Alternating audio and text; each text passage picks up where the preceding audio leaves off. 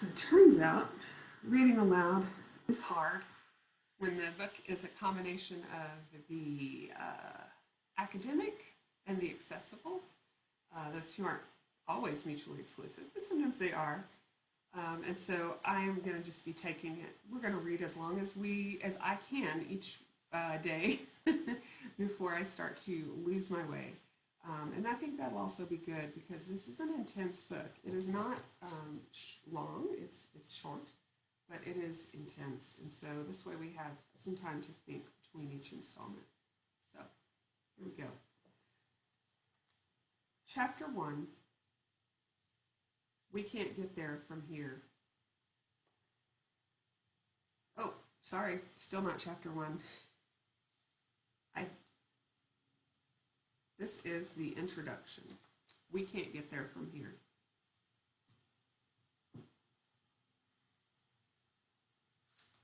Welcome back.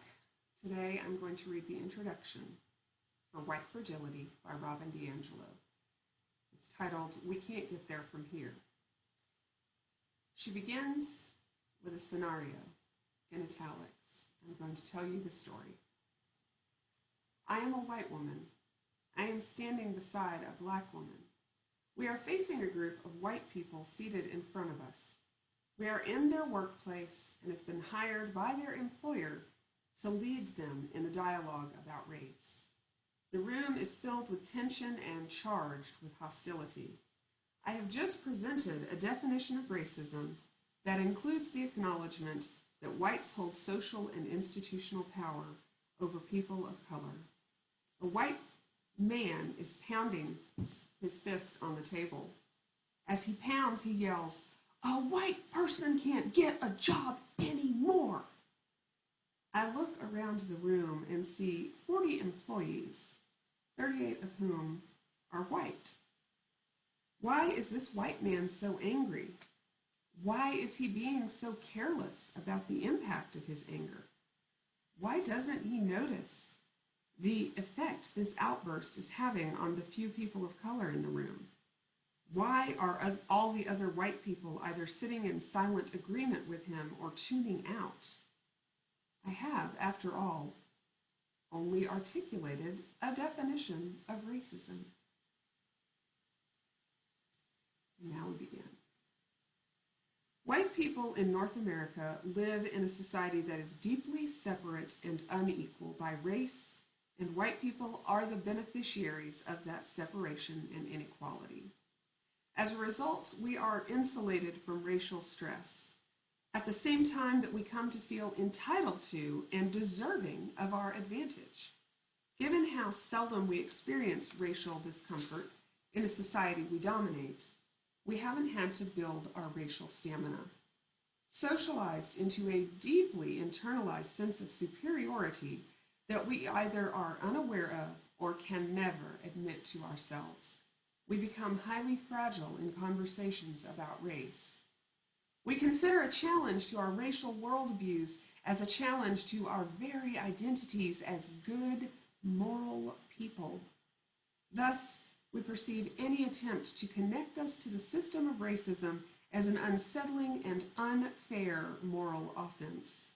The smallest amount of racial stress is intolerable. The mere suggestion that being white has meaning often triggers a range of defensive responses. These include emotions such as anger, fear, and guilt, and behaviors such as argumentation, silence, and withdrawal from the stress-inducing conversation and situation. These responses work to reinstate white equilibrium as they repel the challenge, return our racial comfort, and maintain our dominance within the racial hierarchy. I conceptualize this process as white fragility. Though white fragility is triggered by discomfort and anxiety, it is born of superiority and entitlement. White fragility is not weakness per se. In fact, it is a powerful means of white racial control and the protection of the white advantage. Pastor Kris's note. Do you cringe every time she says, white advantage? It's okay, but pay attention to that. Lean into that. Feel that discomfort. On we go. Summarizing the familiar patterns of white people's responses to racial discomfort as white fragility has resonated for many people. The sensibility is so familiar because whereas our personal narratives vary, we are all swimming in the same racial water. For me, the recognition has come through my work. I have a rare job. On a daily basis, I lead primarily white audiences in discussions of race, something many of us avoid at all costs. In the early days of my work as what was then termed a diversity trainer, I was taken aback by how angry and defensive so many white people became at the suggestion that they were connected to racism in any way. They entered the room angry and made their feelings clear to us throughout the day as they slammed their notebooks down on the table, refused to participate in exercises, and argued against any and all points. I couldn't understand their resentment or disinterest in learning more about such a complex social dynamic as racism. These reactions were especially perplexing when there were few or no people of color in the workplace, and they had the opportunity to learn from my co-facilitators of color. I assumed that in these circumstances, an educational workshop on racism would be appreciated. After all, didn't the lack of diversity indicate a problem, or at least suggest that some perspectives were missing, or that the participants might be undereducated about race because of scant cross-racial interactions? It took me several years to see beneath these reactions. At first, I was intimidated by them, and they held me back and kept me careful and quiet. But over time, I began to see what lay beneath this anger and resistance to discuss race or listen to people of color. I observed consistent responses from a variety of participants. For example, many white participants who lived in white suburban neighborhoods and had no sustained relationships with people of color were absolutely certain they held no racial prejudice or animosity. Other participants simplistically reduced racism to the matter of nice people versus mean people. Many appeared to believe that racism ended in 1865 with the end of slavery. There was both knee-jerk defensiveness about any suggestion that being white had meaning, and a refusal to acknowledge any advantage to being white. Many participants claimed white people were now the oppressed group, and they deeply resented anything perceived to be a form of affirmative action. These responses were so predictable, so consistent and reliable, I was able to stop taking the resistance personally, get past my own conflict avoidance, and reflect on what was behind them. I began to see what I think of as the pillars of whiteness, the unexamined beliefs that prop up our racial responses. I could see the power of the belief that only bad people were racist, as well as how individualism allowed white people to exempt themselves from the forces of socialization. I could see how we are taught to think about racism only as discrete acts committed by individual people, rather than as a complex, interconnected system. And in light of so many white expressions of resentment toward people of color, I realized that we see ourselves as entitled to and deserving of more than people of color deserve. I saw our investment in a system that serves us. I also saw how hard we worked to deny all this and how defensive we became when these dynamics were named.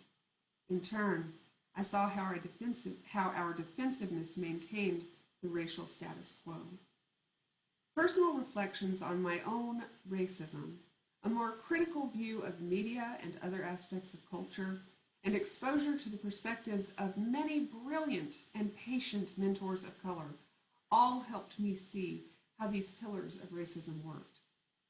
It became clear that if I believed that only bad people who intended to hurt others because of race could ever do so, I, too, would respond with outrage to any suggestion that I was involved in racism. Of course, that belief would make me feel falsely accused of something terrible, and of course, I would want to defend my character, and I certainly had. On many of my own moments of responding in just those ways, I had those experiences to reflect on. I came to see that the way we are taught to define racism makes it virtually impossible for white people to understand it. Given our racial insulation, coupled with misinformation, any suggestion that we are complicit in racism is a kind of unwelcome and insulting shock to the system. If, however, I understand racism as a system into which I was socialized, I can receive feedback on my problematic racial patterns as a helpful way to support my learning and growth. One of the greatest social fears for a white person is being told that something we have said or done is racially problematic. Yet when someone lets us know that we have just done such a thing, rather than respond with gratitude and relief, because after all, now that we're informed, we won't do it again, we often respond with anger and denial. Such moments can be experienced as something valuable, even if temporarily painful, only after we accept that racism is unavoidable and that it is impossible to completely escape having developed problematic racial assumptions and behaviors. None of the white people whose actions I describe in this book would identify as racist. In fact, they would most likely identify as racially progressive and vehemently deny any complicity with racism. Yet, all their responses illustrate white fragility and how it holds racism in place. These responses spur the daily frustrations and indignities people of color endure from white people who see themselves as open-minded and thus not racist. This book is intended for us, for white progressives who so often, despite our conscious intentions, make life so difficult for people of color. I believe that white progressives cause the most daily damage to people of color. I define a white progressive as any white person who thinks he or she is not racist, or is less racist, or in the choir, or already gets it. I will add, personally, Pastor Kris, those of us who sometimes crow about being woke. White progressives can be the most difficult for people of color because to the degree that we think we have arrived, we will put our energy into making sure that others see us as having arrived. None of our energy will go into what we need to be doing for the rest of our lives. Engaging in ongoing self-awareness, continuing education, relationship building, and actual anti-racist practice. White progressives do indeed uphold and perpetuate racism, but our defensiveness and certitude make it virtually impossible to explain to us how we do so. Racism has been among the most complex social dilemmas since the founding of this country. While there is no biological race as we understand it, see Chapter 2, race as a social construct has profound significance and shapes every aspect of our lives. Race will influence whether or not we survive our birth, where we are most likely to live, what schools we will attend, who our friends and partners will be, what careers we will have, how much money we will earn, how healthy we will be, and even how long we can expect to live. This book does not attempt to provide the solution to racism. Nor does it attempt to prove that racism exists. I start from that premise. My goal is to make visible how one aspect of white sensibility continues to hold racism in place: white fragility. I will explain the phenomenon of white fragility, how we develop it, how it protects racial inequality, and what we might do about it. This is the end of the introduction.